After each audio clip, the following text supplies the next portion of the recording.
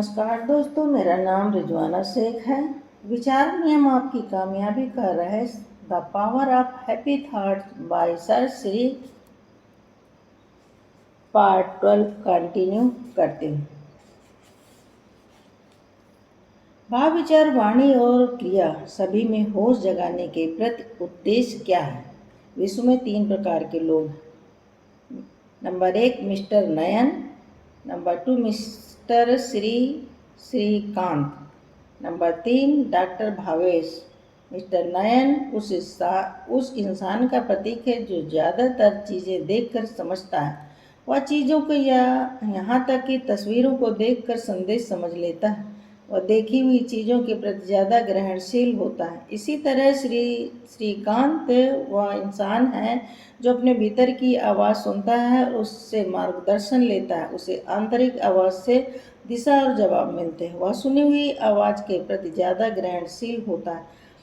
Doctor Bhavesh थोड़ी अलग प्रकृति का होता है। जो कुछ लोग अलग अलग चीज़ों के कंपन भाव महसूस करते हैं और इन कंपनों से संदेश पाते हैं। वे डॉक्टर की भावना रखते हैं क्योंकि ये चीज़ों को महसूस कर सकारात्मक और नकारात्मक के बीच भेद कर सकते हैं। वे किसी ऐसी चीज़ में यकीन करते हैं जिसे उन्होंने देखा सुना नहीं होता। वे अक्सर अनदेखे या अनसुने में यकीन करते हैं। ये वे लोग हैं जो अपनी भावनाओं की मदद से संदेश को पहचानते हैं और डिकोड करते हैं। लोगों की ये 3 अलग अलग श्रेणियां हैं। हर इंसान के शरीर के अनुसार उसमें एक बात प्रबल होती है और दूसरी बात जागृत। अर्थात कोई इंसान सुनी हुई चीज़ों के प्रति ज़्यादा ग्रहणशील होता है, पर कई बार उसे भाव भी पकड़ में आते हैं। इसका अर्थ उसमें श्रीकांत प्रबल हैं और डॉक्टर भावेश जागृत हैं। जब आप भाववाणी, विचार और क्रिया सभी में होश जगाते हैं तो चाहे आप नयन, श्रीकांत या भावेश हों, विचार नियम आपके लिए सदैव कार्य करेगा। यदि मैं किन्हीं असंभव लगने वाले कार्यों को करना चाहता हूँ तो क्या मैं ऐसा कर सकता हूँ? जब भाव, विचार, वाणी और क्रिया एक रूप हो जाते हैं तब कोई चीज़ असंभव नहीं रहती। यदि आपको कहा जाए कि जमीन पर रखे कम चौड़ाई वाले लकड़ी के पटिये पर चल कर दिखाएं तो आपको कोई परेशानी नहीं होगी। यदि वही लकड़ी का पटिया आमने सामने खड़ी 2 ऊंची इमारतों के बीच रख दिया जाए और फिर आपको उस पर चलने के लिए कहा जाए तो निश्चित तौर पर आप सोच में पड़ जाएंगे, शायद इनकार भी कर देंगे। गिरने के डर से उस पटिये पर चलने को कोई भी इंसान तैयार नहीं होगा। लेकिन ऐसा लोग जो हिम्मत वाले होंगे तैयार हो जाएंगे। कुछ लोग हालात के मजबूर पैसों की खातिर तैयार होंगे, या फिर ऐसे लोग जो सर्कस में काम करते हैं और जिन्हें इसका अभ्यास है वे तैयार होंगे। इस उदाहरण से समझने की कोशिश करें कि अगर कुछ लोग उस पटिये पर चल सकते हैं तो बाकी क्यों नहीं। वास्तव में बहुत सारे लोग गिरने के डर से चलने के लिए तैयार नहीं होते। इन लोगों को यदि और डरा दिया जाए कि अगर नहीं चले तो आपको गोली मार दी जाएगी, तो उनमें से कुछ लोग चलने के लिए तैयार हो जाएंगे, यह सोचकर कि जब दोनों हाल में मरना ही है तो क्यों न पटिये पर चलकर ही देख लिया जाए। इस तरह कुछ लोग जोखिम उठाना पसंद करेंगे, गोली से मरना नहीं। कुछ लोगों को अगर कहा जाए कि आपके बच्चों का अपहरण कर लिया गया है, अगर आप इस लकड़ी के पटिये पर नहीं चले तो उन्हें जान से मार दिया जाएगा। यही धमकी सुनकर चमत्कार हो सकता है कि लोग बच्चों की ममता से मजबूर होकर मान जाएं, और एक करिश्मा हो सकता है कि बेहद डरे हुए लोग भी लकड़ी के पटिये पर चलने के लिए तैयार हो जाएं और सफल भी हो जाएं। इससे यही साबित होता है कि इस जगत में कुछ भी असंभव नहीं। यदि कुछ विशेष परिस्थितियों में हम कोई काम कर सकते हैं तो उन परिस्थितियों के न रहते हुए भी हम वह काम कर सकते। चाहिए सिर्फ सकारात्मक सोच। ऊपर दिया गया उदाहरण इसी बात का प्रमाण है कि जो हमें असंभव लगता है वह सिर्फ हमारे खुद के विचारों के कारण लगता है। विचारों की कैद ने ही यह असंभव शब्द पैदा किया है जो बंधन बन गया है।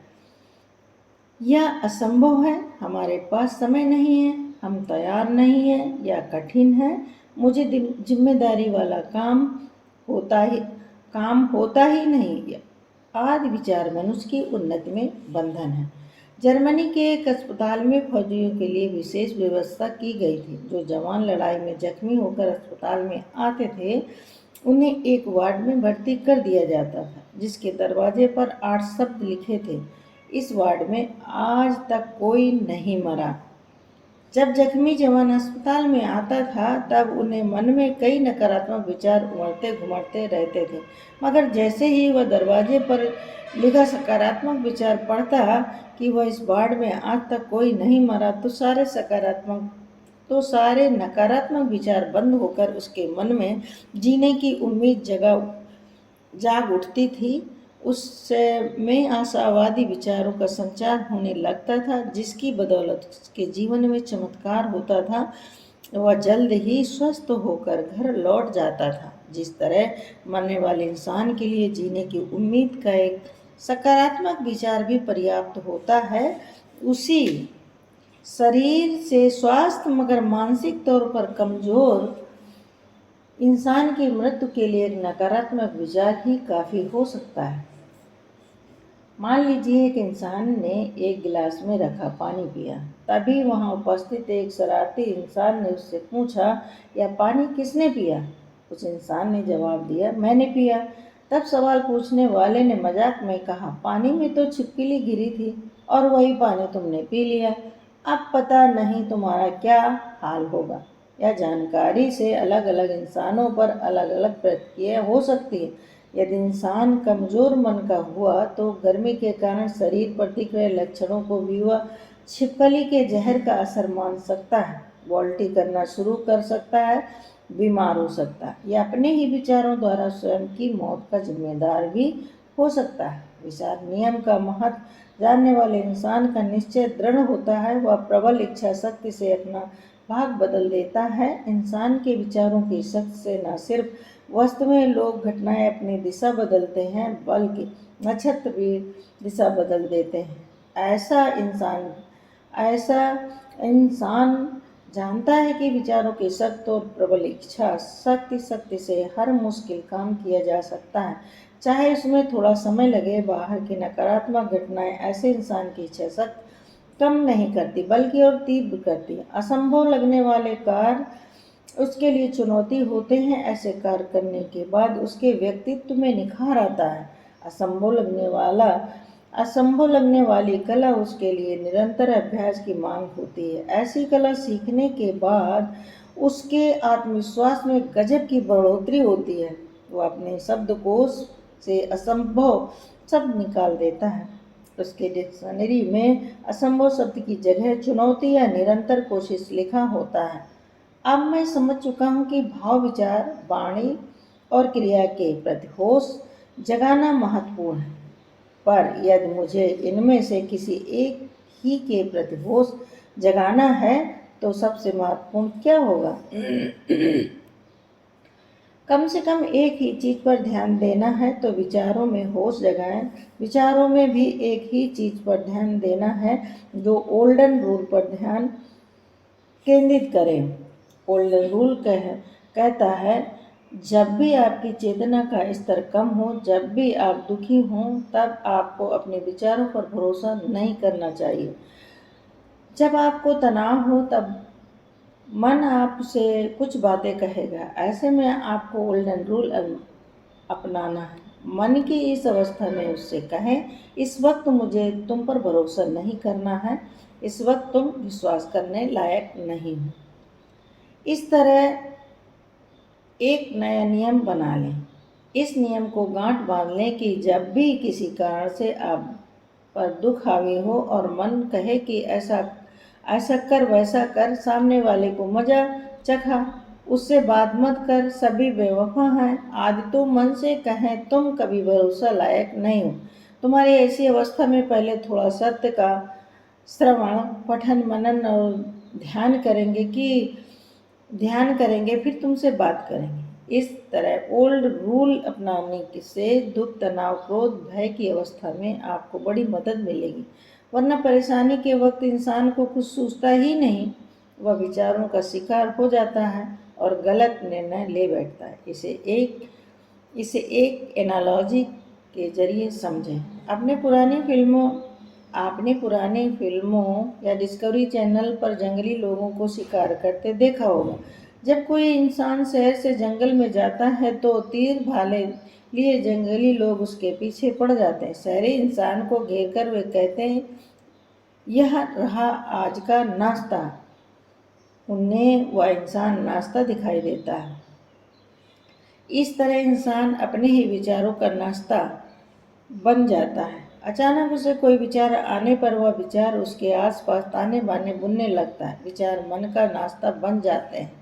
जब भी आपको लगे कि विचार आप पर हावी हो रहे हैं तो ओल्डन रूल का इस्तेमाल करते हुए कहें, अभी यह मन भरोसे के लायक नहीं। यह बहुत ही महत्वपूर्ण नियम है। इसी से आपको एक और समझ मिलेगी कि जब आप खुशी होते हैं तब मन जो कहता है वह भरोसे के लायक होता है, क्योंकि खुश इंसान दूसरों को दुखी नहीं देखना चाहता।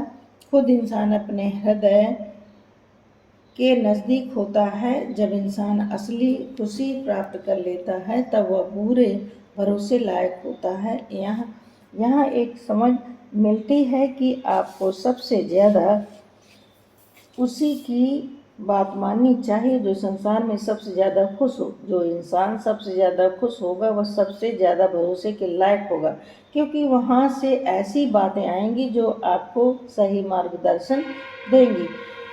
इंसान की चेतना का स्तर यदि कम है तो वहाँ से जो बातें आएंगी वे उसे गड्ढे में ही ले जाएंगी। ऐसी अवस्था में आप विचारों के शिकार हो जाएंगे। ऐसा आपके साथ न हो, विचार आपका शिकार न कर पाए, इसके लिए आपको ओल्डन रूल अपनाना है।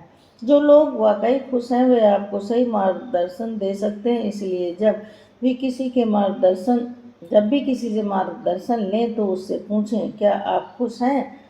यदि सामने वाला कहता है, यकीनन मैं खुश हूँ, तभी उससे सलाह लें। उसे कहें, फिर ठीक है, अब मैं आपसे कुछ सवाल कर सकता हूँ, कुछ मार्गदर्शन ले सकता हूँ। विचारों के साथ यदि आपने ओल्डन रूल का भी इस्तेमाल संसार बाजार में जाकर किया तो इससे आपको काफ़ी मदद मिलेगी। जैसे आप ऑफिस में गए, आपका मन परेशान है और उस वक्त वह नकारात्मक विचार कर रहा हो तो आपको तुरंत ओल्डन रूल बनाना चाहिए, अभी तो मुझे तुम्हारी बात नहीं सुननी है, अभी तो तुम भरोसे के लायक नहीं हो।